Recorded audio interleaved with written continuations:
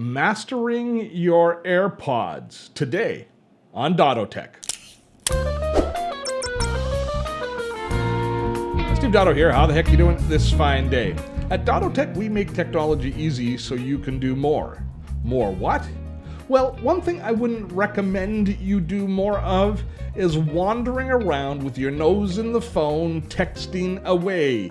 You are a hazard to yourself and to others.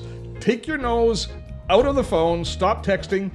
Here's a suggestion. Maybe you should consider a nice set of earbuds and just listen to a podcast. Listen to some music as you're walking and keep your eyes on the environment around you. Let's talk today about Apple's AirPods. Right, I've never really done a demo with the earbuds before, so this is something unique to me.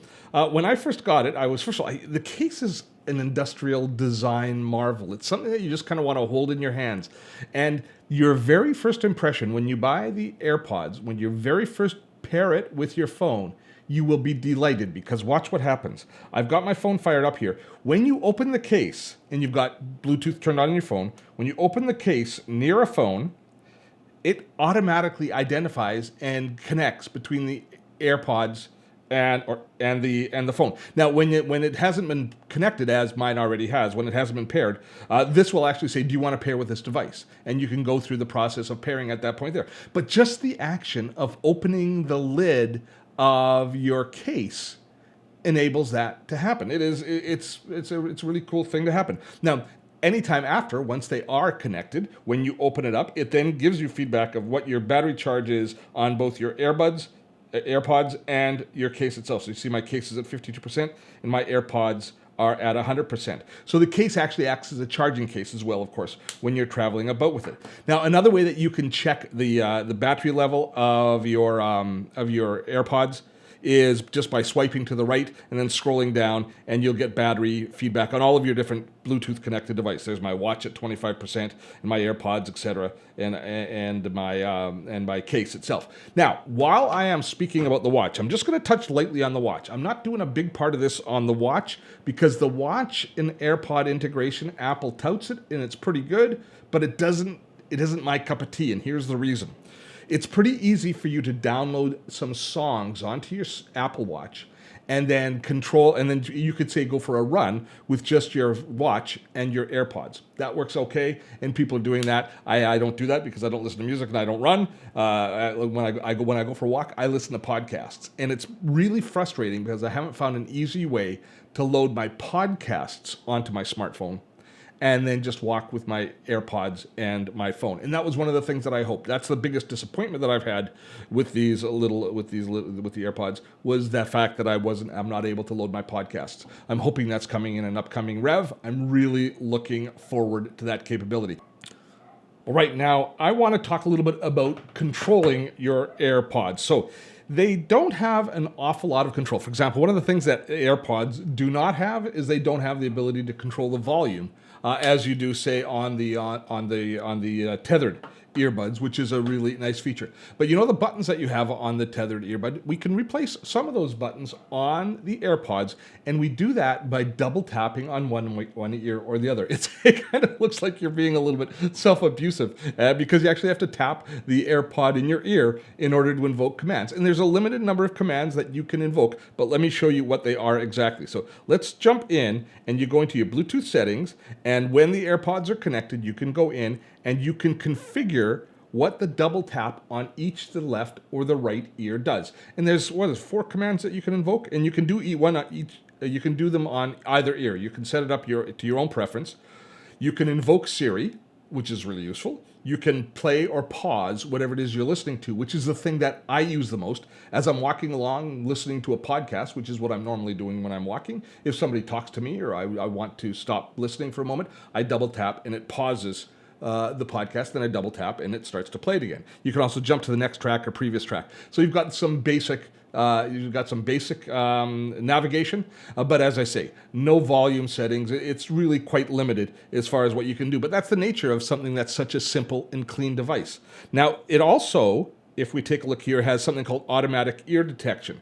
And what that does is if you take an earbud out, is it will pause whatever it is you're playing and it knows when it's put in. So it's location aware, as far as location being, if it's in the place that it's supposed to be for you to listen, it knows when it's there, and then it will automatically transfer whatever the audio signal is from your phone to the AirPods. And that tends to work probably about 95% of the time. Occasionally it doesn't, and you have to do things manually, but for the most part, it works really well.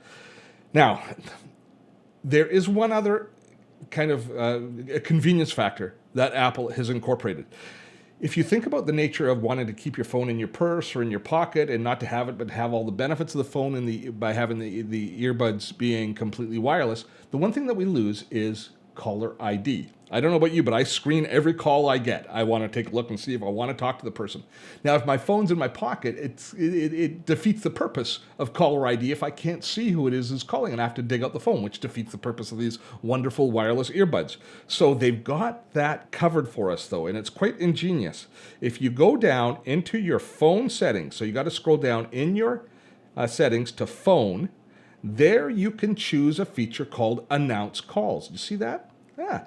You can choose to have the caller ID audibly announced through your earbuds if you use this setting. So you can choose to have it only in your headphones in car, which is another time you might want that, or never. So if you set it up, there's one caveat, is that it will only work if the caller number is in your address book. So if it's an unknown call, it'll just say unknown call, so you won't know who it is. But that's the way it would be at any rate if you were just, if you're looking at your caller ID. So whatever would appear in your caller ID screen is going to be announced audibly into your ear, which is pretty cool. So now here's a unique, a very valuable additional asset. If you lose the AirPods, if you lose them, they're easy to lose. But if you just misplace them somewhere in your house, you can use the Find My iPhone feature that's built in to iOS to find your AirPods.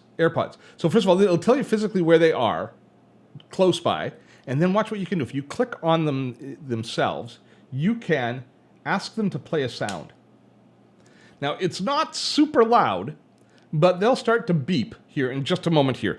And I'll let you hear it, but it's not really loud, but it's loud enough that if they're under a cushion or in your purse or in your pocket that you don't see them, you might be able to hear the sound emanating from these speakers to assist you in the finding of said AirPods. Because at the end of the day, you don't want to lose these things. They are very expensive. Actually, I'm kind of proud of myself because one of the biggest things that I was concerned about when I purchased them was that I would lose them.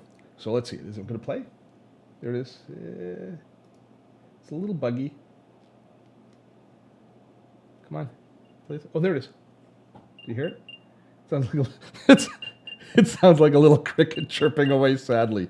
There it is, chirping away. Now, is that going to be loud enough for you to find it? It's actually getting a little bit louder. It's not too bad. Oh, when the lid's closed, it's pretty quiet. But when the lid's open, it's pretty good. So if you just drop one somewhere, that will help. That should help you find it. And you can actually choose to play, to mute one side or the other. If you've, say, got one, but you want to mute one, then you can just play it on the other one. And so I can just turn off now. Okay, stop playing. There we go. Stop it. So, good.